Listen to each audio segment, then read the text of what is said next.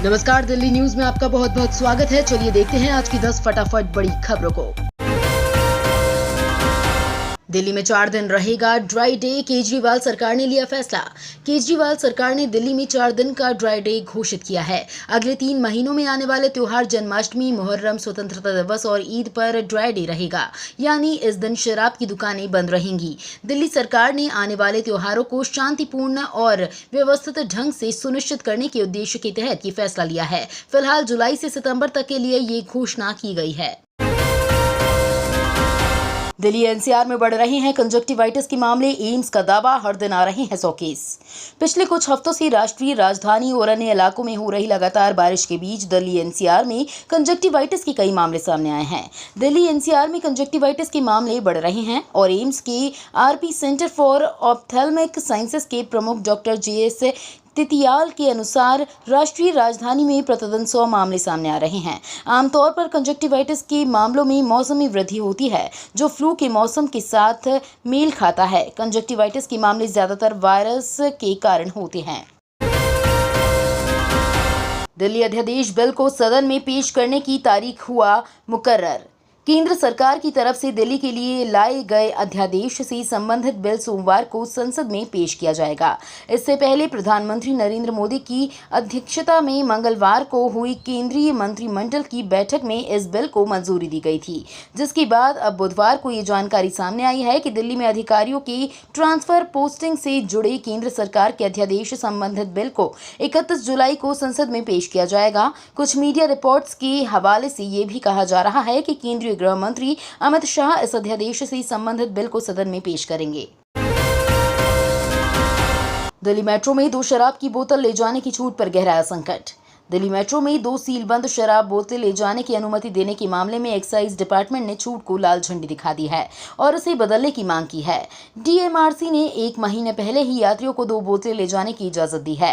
Department के अधिकारी ने बताया कि एक्साइज एक्ट के तहत शराब की केवल 1 सीलबंद बोतल को एक राज्य से दूसरे राज्य में ले जाया जा सकता है। अधिकारी ने कहा कि मेट्रो दिल्ली और एनसीआर के शहरों जैसे नोएडा, गाजियाबाद, गुड़गांव और फरीदाबाद के बीच यात्रियों को ले जाती है और किसी भी व्यक्ति को 2 सीलबंद बोतलें ले जाने की अनुमति देना एक्ट का उल्लंघन होगा। अधिकारी ने कहा कि डीएमआरसी को इस नियम को बदलने के लिए नोटिस भेजा गया है। पीएम मोदी ने प्रगति मैदान में भारत मंडपम का किया उद्घाटन। पीएम नरेंद्र मोदी ने बुधवार को दिल्ली के प्रगति मैदान में नए आईटीपीओ कॉम्प्लेक्स भारत मंडपम का उद्घाटन किया। इस उद्घाटन समारोह में पीएम के अलावा केंद्रीय मंत्री पीयूष गोयल, राजनाथ सिंह, डॉक्टर जितेंद्र सिंह, अभिनेता आमिर खान और कई अन्य गणमान्य व्यक्ति शामिल हुए। इस दौरान सांस्कृतिक कार्यक्रम भी पेश किए गए। पीएम मोदी ने प्रगति मैदान में पुनर्विकसित भारत व्यापार संवर्धन संगठन परिसर में इसके आधिकारिक उद्घाटन से पहले पूजा की। उन्होंने परिसर के निर्माण में शामिल मजदूरों से बातचीत की और उन्हें सम्मानित किया। मोदी सरकार के खिलाफ विपक्ष के अविश्वास प्रस्ताव को अध्यक्ष की मिली मंजूरी।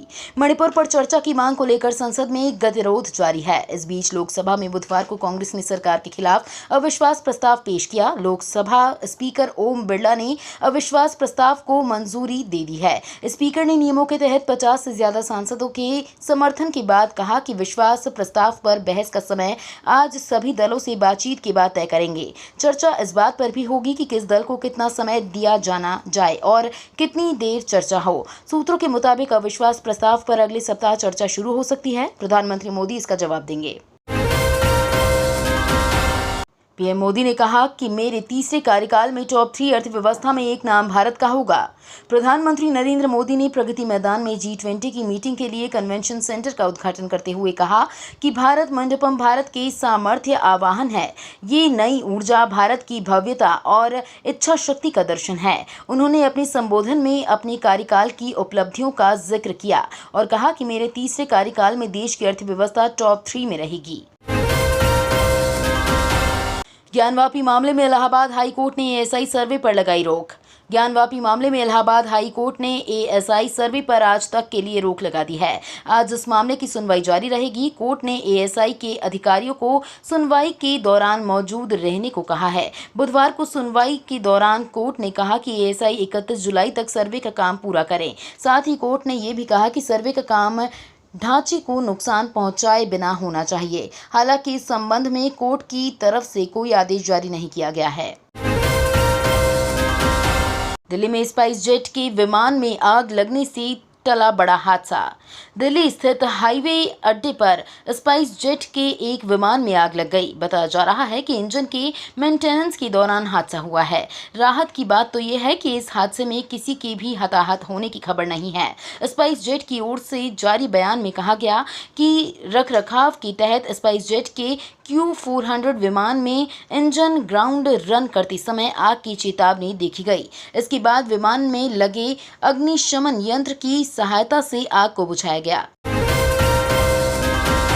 पत्नी साक्षी धोनी का बड़ा खुलासा, MS धोनी जल्द करने जा रहे एक्टिंग डेब्यू। भारतीय क्रिकेट टीम के पूर्व कप्तान महेंद्र सिंह धोनी के अभिनय में कदम रखने की संभावना है। उनकी पत्नी साक्षी धोनी ने इस बात का खुलासा किया है। साक्षी चेन्नई में एक प्रेस कॉन्फ्रेंस में बोल रही थी जब उन्होंने अपने पति के एक्टिंग डेब्यू के बारे में बात की है। दरअसल इस जोड़ी ने हाल ही में नए प्रोडक्शन हाउस धोनी एंटरटेनमेंट का ऐलान किया है। रमेश थमिलमानी द्वारा निर्देशित Tamil film let's get married Dhoni entertainment द्वारा निर्मित पहली फिल्म है। ये फिल्म तेलुगु में भी रिलीज होगी। इसमें नादिया, योगी बाबू और मिर्ची विजय है।